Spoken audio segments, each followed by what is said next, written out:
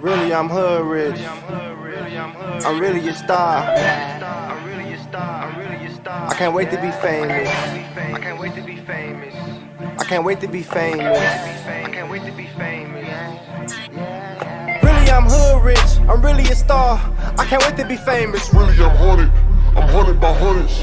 Let's keep it 100. You got. What up, though? It's your boy Common Sense, man. And we already know that common sense isn't common. Alright, look, so today, man, I'ma say we have America right now. Today we have America right now. I'm going to confront Kamala Harris, Anton Daniels, and just the American citizens. Alright? It's a lot going on for real, but I'ma tie everything together in this video, okay? Now, I'm your boy Common Sense. Like the video, because liking the video is more important to the YouTube algorithm these days. Subscribe to the boy if you feeling the content. It's a reaction. Let's go. In the mall with him, I'ma have a ball with him. Somebody call Rihanna, I'm about to drive with him. He with the stage, cause he in the wild with him. Put the legs on his head, now he loves how with him. You will never catch me calling these men daddy. I ain't lying, brother, just to make it happen. Lifestyle with him, tank with him. It never happened if the wasn't happened. I'm a hot girl, I do hot. Finish and come on my outfit. Don't say quit, cause I ain't thirsty. These dudes mad, they wanna hurt me. I'm a hot girl, women put the legs on his head, now he loves how with him. You will never catch me calling these men daddy. I ain't lying, brother, just to make it happen. Lifestyle with him, tank with him. It never happened if the wasn't happened. I'm a hot girl, I do hot. Finish and come on my outfit. Don't say quit, cause I ain't thirsty. These dudes mad, they wanna hurt me. I'm a hot girl, I do hot. Alright, now, as y'all know, that was Megan Thee Stallion. What y'all might not know, and y'all might know now because it's a lot of black people, man, that's bashing Kamala Harris right now for that video that I just showed y'all. But that was Megan Thee Stallion at the Kamala Harris rally. Now, listen, that's a bad look. So I agree with everybody who's saying Kamala Harris having Megan Thee Stallion at her rally, shaking her ass, is not what's up. And she should not do that to overwin black folks for the vote. I agree with them on that. Kamala Harris should have took a better route than having Megan Thee Stallion shaking her ass at her rally. Now, don't get me wrong. The song is good. Her music is okay. But it's a time and place for everything. And for Kamala Harris to have a rally, a lot of people all over the world, the globe, in other countries is watching her rally. And to me, that's giving the wrong message to other cultures, other races about black folks. The message to me that is given is our black women want to shake their ass. Listen, this is my opinion, man. It was an attack on the black men when the crack pandemic happened and mass incarceration happened, right? Black men was pulled out the household by going to jail, dying, trying to make $1 selling drugs, right? Right now, man, I feel like it's an attack on black women. And that attack is exactly the shit that Megan Thee Stallion, Lotto, Sexy Red is promoting. They telling young black women that it's okay to be hoes. It's okay to shake your ass everywhere and anywhere. She literally shaking her ass at a rally. Now listen, I feel like this, man. All money is not good money. Megan Thee Stallion taking this opportunity, yeah, she probably getting seen by a lot of eyes, right? But the whole thing is this right here. You putting a bad impression in other cultures and other races' eyes and ideas and brains and shit about black women. Black women have way more to offer, man, than ass and titties and brains. I mean, ass and titties. They have brains. They smart.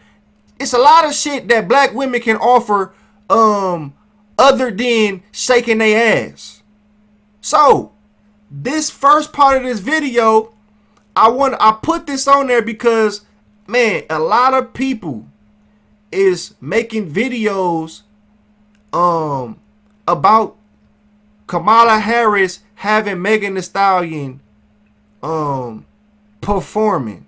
Motherfuckers like, man, she didn't have a goddamn concert.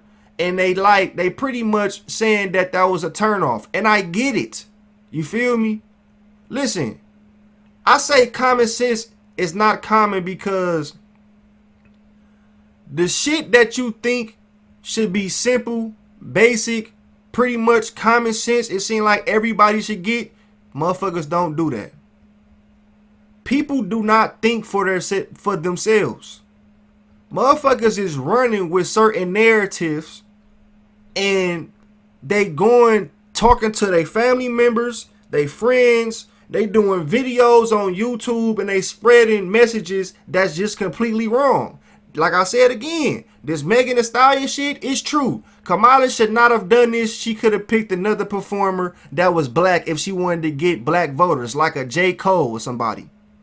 Alright, now, something else that I want to address.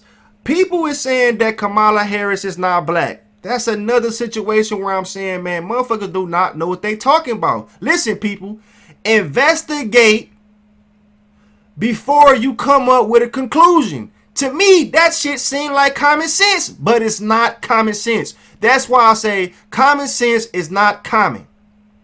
Listen, Kamala Harris' dad is Jamaican. Jamaican is black, people. So if she got any type of Jamaican blood in her bloodline, in her DNA, she can be considered black. So if she want to decide to run off and say she black for her campaign, she can do that. She has the right to say she Indian if she want to. If she was over in India and she wanted to become president over there and she was trying to say that she was Indian, she had the right to do that because it's in her blood. So she have two options. People saying that this woman is not black and running off with that narrative, bro, is crazy to me. And motherfuckers is really saying this shit like they can't go look it up online. Y'all have to do better. Kamala, you gotta pick better. However you say her name, bro. I might be saying her name wrong, but however it is, she gotta do better. Alright? Now, so stop saying that the woman is not black because the woman is black. Now, I want to show Anton Daniels because just like Quavo, just like Megan Thee Stallion was used by Kamala Harris to try to get black votes, I believe Anton Daniels was used in this situation right here to pretty much shit on Kamala Harris. Washington, host of Stacy on the Right, SiriusXM Patriot Radio, and Anton Daniels, YouTuber and content creator. Anton, let's start with you. You just went viral for an exchange that you had with a Kamala supporter. Let's watch. Would you vote for? Yeah. Why? I'm going to just be real honest with this. She's a black woman. Is it only because she's a black woman? Yeah. Do you not see how that's a bad idea? Elaborate. We're in 3 proxy wars. She failed at the border. She has no policy, no record to stand on. Okay, Anton, first of all, I think I forwarded that to 20 of my friends. That was such an awesome takedown. But tell us about that, because I saw some of the other participants like nervously drinking their Coke or whatever they were drinking. But tell us about your interactions with people who happen to be African American who instinctively seem to go for Kamala because it's the right thing to do. Absolutely. I think it's unfortunate because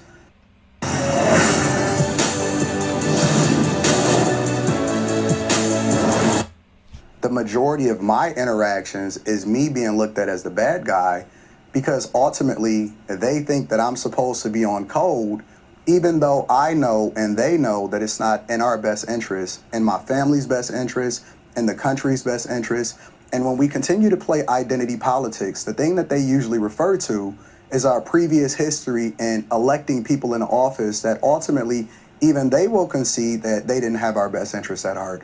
And so when I'm interacting with these people, often at times it's very difficult for them to step outside of being on code in order to do the thing that's even in their best interest. So I'm often looked at as the bad guy, but in reality, they know I'm telling the truth. And that's why it's so difficult for them to be able to convey and then debate what it is that I'm telling them, because they already know what the truth is. They're not unfamiliar with what it is that they experienced over the last 3.5 years.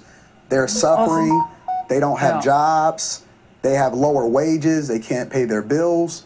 And so when they experience this, but it's very difficult for us as a community to then break away from the popular thing to do because they don't want to be a part of the cool kids club anymore. Well, Stacey, I have to say that seems to sum it up. It's reflexive, and it takes a lot of courage. You know that. Of course, Anton knows that. I clerk for Justice Thomas. I mean, they're still beating him up all these years later. So it's a tough place to be, but it's factually the right place to be. So, Stacey, how do you handle this? And by the way, Kamala Harris behind in Georgia in the swing state poll average, I think by 4 points, 5 points, 6 points. So she's speaking in Atlanta. Lots of Kamala signs behind her. One white dude behind her. I see him. Stacey, thoughts on this? You know, Laura, I think Anton hit the nail on the head. This is about policy, and no one, I don't care who you are, if you're a white woman, a black woman, it doesn't matter what your skin is. What matters is, how do these policies impact you? How does the policy of open borders and giving jobs to foreigners instead of Americans impact your bottom line? How does the double-digit inflation, which stacks up month after month, is cumulative, impact your bottom line? Can you still save money? Can you take a vacation? Can you buy that home? Can you upgrade? Can you move out of an apartment into a house? These are very real impacts. Anton described them well. And I think when I find people that only want me to address my life as if I get up every morning and say, what am I going to do today because I'm black? They don't understand me. I'm a human being. I'm a mom. I'm a wife. I'm just somebody's mom on the radio. I'm just somebody's mom on Laura Ingraham tonight for the first time. Thank you. But I'm sitting here listening to Anton. He makes sense. And what makes sense to me is what the policy is, you know? Well, okay, these are facts, okay? And into the image making of Kamala, even the New York Times today, and forgive me for not having the direct quote, but the New York Times today had to write a piece about Kamala's biographical transformation. And there was a piece about how her father, who's of Jamaican descent, he was a Marxist economist at Stanford, socialist Marxist economist at Stanford. He's still alive. Very controversial, but he's a tenured professor at Stanford University. That she never really talked much about him, that he's kind of a footnote in her biography. But then she leans into it, Anton, and President Trump spoke about this with me. She leans into it, I guess, for her political benefit. Absolutely. And I think that identity politics is the play. When you don't have anything else to lean on, when you spent the majority of the time being absent, and then on top of that, you then advocated for being part of the alphabet community, which I call them, and then you failed at the border to the tune of the estimation of 10 to 15 million migrants coming into this country illegally. What else do you have to stand on? So then you start to lean on the thing that even black people, honestly, when I'm having these conversations, black people don't even consider her a part of the cool kids club, but they have to lean on it in order to have something to even be able to hold on to, instead of just saying, hey, listen, Trump is the best candidate. They want to say that I want to be a part of the Democratic Party. So they figure out a way to validate themselves to be a part of this movement, which is not even best for them. It's silly. Stacey, a friend of mine who went to law school with me, just messaged me. We were told from the beginning that they couldn't argue the issues. And they know that Trump is better on the economy, better on defending our interests, better on the border, stopping illegal immigration. He won't drag us into war. So all they do is revert back to the childish games as we saw with the white dudes for Kamala. I mean, how pathetic is that? It's almost like it's I thought actually a conservative must have made that. I thought that whole Zoom was created by a conservative because it was so repulsive, but it was so funny. I think in one of the people speaking. I think a lot of the mail-in ballots were hidden. But it's a very strange. They think that helps them. Yeah, they do. But I think, there are people in America whose incomes are such that these double-digit inflationary impacts don't really mean anything to them. They're insulated from the policy decisions they make in the ballot box. But for most Americans, that's not the case. And even if you are wealthy, if you care about your bottom line, if you're actually very frugal and you pay attention to your money, you don't want to see double-digit inflation. You don't want to see America sending $200 billion to Ukraine. You don't want to see boots on the ground, our own children spilling our blood and treasure abroad for something that we really have no interest in. And you really want to see some cogent domestic policy that prioritizes some of our very serious issues that we had, even coming out of the pandemic: homelessness, mental health crisis, healthcare. There are some things we need to do. I know, but Stacey, you're dealing in the realm of facts. When you actually see interviews, when people are pushed on this who are refusing to think differently, they'll say stuff like, well, but he's not going to be good on equity. Right, Anton? Equity. He's going to disembowel equity. And what I say to folks is, how's all the equity of the last 3.5 years worked out for your communities? Illegal immigrants using your schools? It's absolutely horrible. It's absolutely horrible. And it's so funny because, I've been seeing this whole movement, right, where they first leverage sororities and fraternities as far as the Divine Nine to try to include them in order to try to get her to be obviously presidential.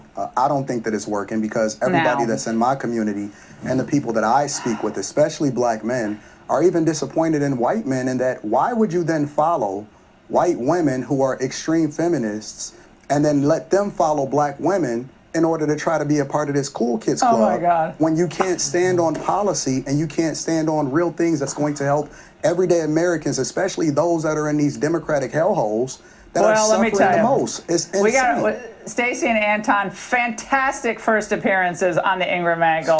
All right, look. So, first of all, they said a lot. All right. Second of all, it was a moment in this video where this lady said, this woman, Ingram, I don't know her first name, Ingram said, "I love it," and clapped her hands, right? To me, that was a clear sign that she's, one, voting for Trump. Two, she brought these two black people onto this platform to bash Kamala Harris. Now, I'm not saying that I'm voting for Kamala Harris. I'm not saying that I'm voting for Donald Trump.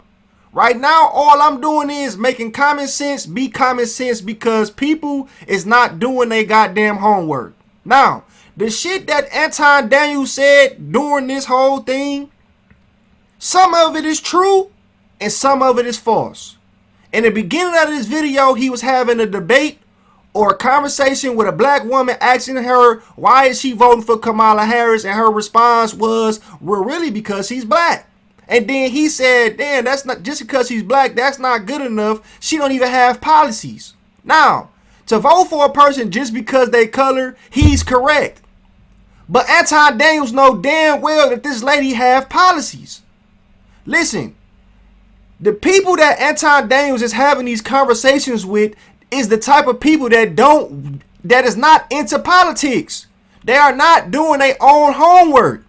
If she was to watch the rally, and I know Anton Daniels is aware of this shit, but he's doing this type of shit for his own benefit. The nigga is clearly selfish as hell. I'm not gonna call him an Uncle Tom because he have the right to feel the way he want to feel, right? But at the end of the day, if she would have watched the rally, she would have known that Kamala Harris' policies was, she is with the abortion shit. She do feel like black women should have the right to get abortions if they want to. That's one. Two, she wanted to do corporate cuts for big corporations, far as like increasing their tax cuts or whatever, right? That's two. Then she had the Rent Relief Act. That's three. Then she had the affordable homes. Now, I wrote these things down because I watched the rally myself, because I'm a type of person, I like to do my own investigating before I come up with a conclusion. Anton Daniels know damn well that her policies was spoken upon, but he would not bring that up because he's only making an argument that's best for his. He's only bringing up the points that's best for his arguments. To me, Anton Daniels was used as a pawn. Anton Daniels was just as wrong as Megan Thee Stallion being used by Kamala to get black votes by just as this white lady did him. I don't know what the hell I just said. I probably messed that all up, but at the end of the day, he was a pawn. And he's sitting up here, and this black woman right here sitting up here with a smile on their face while this white woman smacking her hands. I love it. Hell yeah, you love it. Listen, people. Do not believe what you hear. Damn near don't even believe what you see. Because these motherfuckers is playing games, man. Listen, people in this world is very selfish, man. And they will play on you. So you have to investigate before you come up with your own conclusion. Don't just take this shit what these people is saying and then going out and running with what they saying because the shit is not right and it's wrong. God damn, the shit is pathetic, bro. I damn near ran with that narrative and shit like, bro, she ain't got no policies and none of that shit, bro. She do got policies, and then, yes, she is in control of the border, right? But at the end of the day, bro, we all know Mexican motherfuckers gonna get over here regardless. You can't stop that shit. You got motherfuckers in the back of semi-trucks. You got people building up whole borers on trailers and shit and putting the wood on top of shit. Motherfuckers laying flat for 48 hours and shit. Dying to get over here. It ain't no stopping that shit. Another policy that she had that I just now remembered. She want to make medicine cheaper. Companies been lifting up prices for all type of goods and shit. Companies been lifting up the prices for medicines, and she want to get that shit in control. Now listen, I'm not defending her, bro. Listen, because politicians can say whatever they want to say. Them playing that shit out and getting that shit done is a whole nother thing. The moral of the story, man, is think for yourself. This shit make me happy, man, not to be surrounding myself around a bunch of people, bro, because y'all motherfuckers cannot think for yourself. Y'all gonna run with whatever's popular. Y'all gonna switch up on motherfuckers ASAP. God damn. I'm your boy Common Sense. Like the video, because liking the video is more important to the YouTube algorithm these days. Subscribe to the boy if you felt the content. I'm doing what I always do, and I'm signing off. Peace.